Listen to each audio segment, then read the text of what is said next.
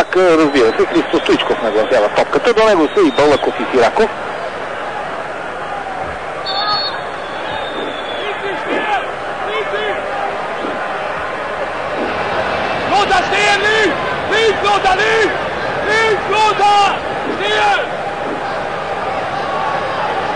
Стената е на не повече от 7 метра и половина. Стоичков. Великолепно изпълнение на Христо Стоичков! И това е един! Ето че и Бодо Илфер се принуден да капитулира. България изравнява в 75-та минута след чудесния удар от пряк футболен удар на Христо Стоичков. Трябваше да влезе този гол, защото расите наистина заслужават да си играта си.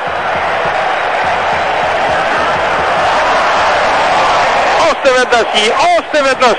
Ето какво значи прецизното изпълнение. Илфер просто изгледа как топката спря в неговата мрежа. Браво, Стоичков!